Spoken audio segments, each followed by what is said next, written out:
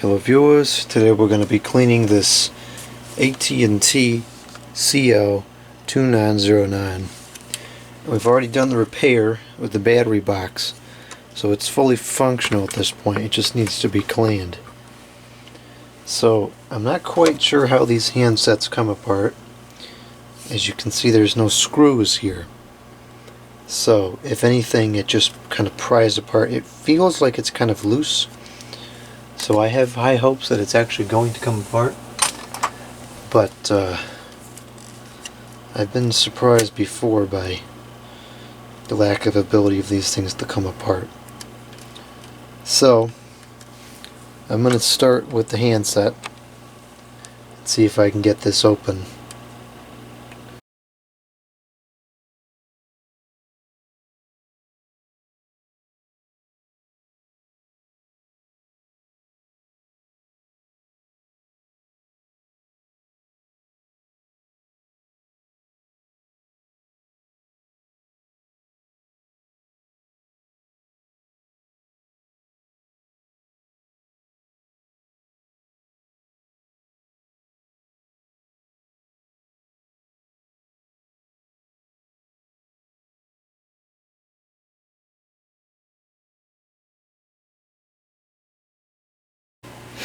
Okay, so here it is opened. This tab was kind of broken when I opened it up. That did not break as I was doing it, as far as I can tell. But I don't think missing one tab is really going to be an issue. Would have been nicer if they put a weight inside this, because the handset's very lightweight and feels kind of flimsy, but they didn't. So now I'm going to remove the electronics from here, and then we can get this washed.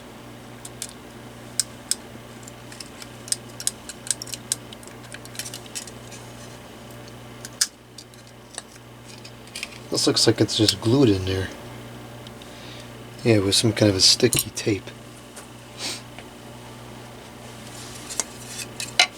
Alright, that's ready to get cleaned. Now the base I have already been into, and I didn't really care for the way this came apart. I was hoping to be able to do the cleaning in the same time I had that open for the repair, but I didn't have time that day to do the cleaning as well, so I put it back together, and well, we'll just have to get it apart again. Got 5 screws holding the base on, and then it's a matter of getting it pried open, which is not easy because of the way the two cases interact with each other.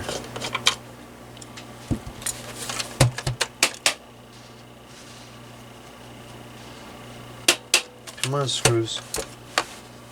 One of them. And one more.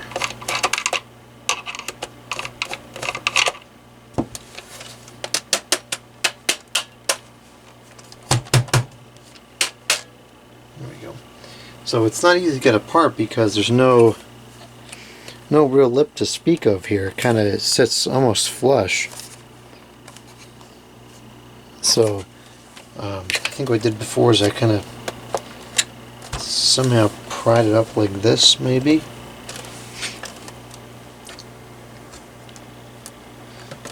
There we go. Came apart a little easier than I remember. Alright, so there is, I think what I'm going to do is just remove the electronics from this side of the board, and then I'm just not going to be able to clean this with water. I'll just have to clean it manually.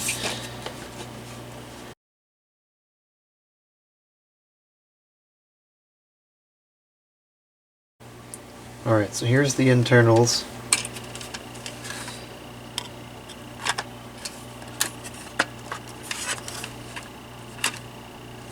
This board is very much microprocessor based compared to a hard circuitry board. Almost nothing on the other side of it. And here's the buttons, the conductive pad, and then this whole thing I'm going to try to, well, I guess those aren't going to stay in, but I'm going to try to leave everything in place as much as I can, because this is in a lot of different pieces. Well, I guess at this point it's already all over the place. It's easier to leave everything together, but oh well. At least all the numbers are kind of contained within each other. Sometimes these are all individual keys, and that's really a nuisance.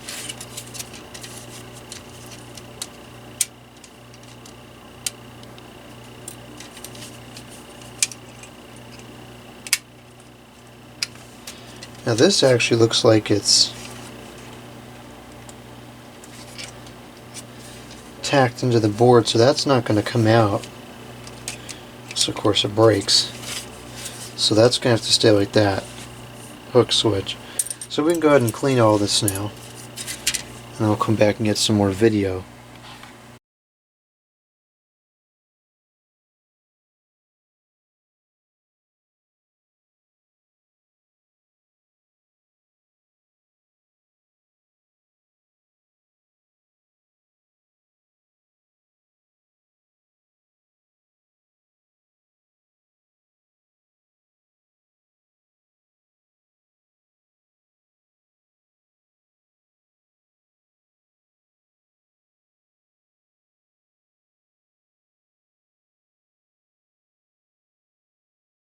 Okay, the equipment is cleaned and now it's drying off. This is ready to get put back together. It's not in too bad condition actually. You know, there's definitely some wear on the top here where it sits in the cradle and on the bottom, but not bad. Cleaned up pretty nicely. So let's stick this back in here. I don't really like the way this works, but I guess that's what you get for cheap equipment. Oh, there was something I wanted to mention. I made this mistake a few times recently. I forget to pull this out before I spray the cleaner on. And this got wet, although it seems to have dried okay, fortunately. But I gotta remember to pull those out. Anyways, remember exactly how this went. It looks like it would have gone this way, so I'll put it back that way.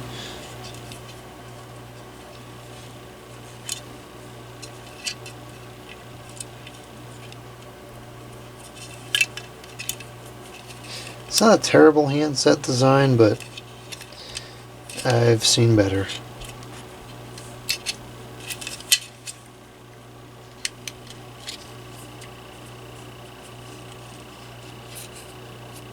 Okay, and now this is just going to snap back together.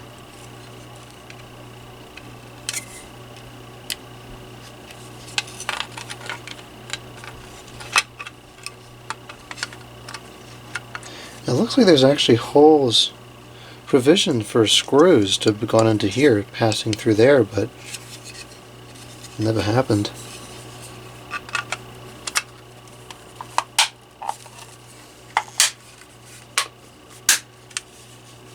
And there we go. That's back together. I'm not going to bother cleaning this off because it's pretty clean anyways. And this is one of those things where if it's not messed up, these are better just to leave it alone, because it's kind of easy to mess up. Here's the base. This was probably the dirtiest part. You can see that's all cleaned up in there now. So I just have to go through here and get the buttons back into place. Excuse me, that may be a little difficult because I've never used this phone, so I don't know offhand exactly where they all go. So I'm going to figure that out now, and then once I get that back together, I'll get some more video of this. Here's all the buttons in place. Everything looks right. So we'll put the conductive pad back on and we can put everything back together.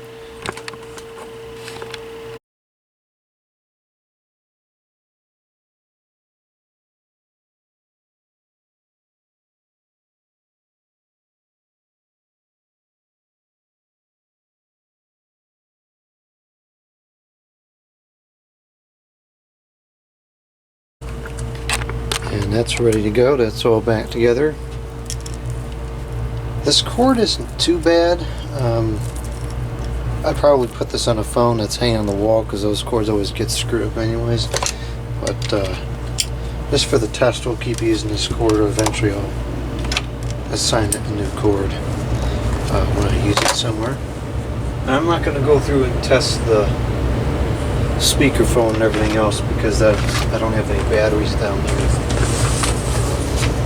So we'll just make a quick test call and make sure it's working. What's going on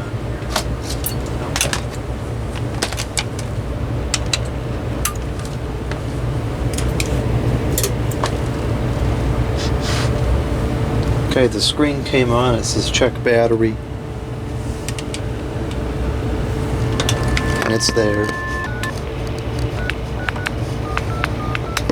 The numbers are showing up on the screen.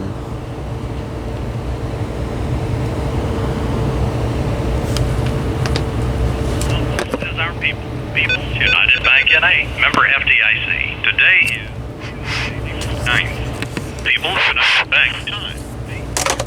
Alright, so that's good. I'll go ahead and ring it up. I'm curious if it rings without the batteries in there.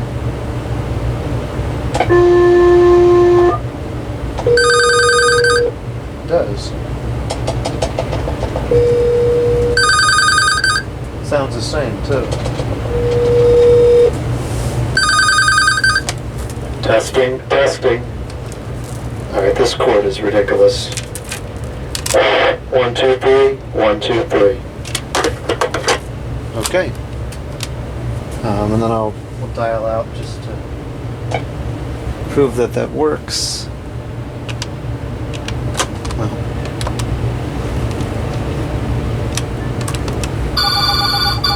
So, here we go.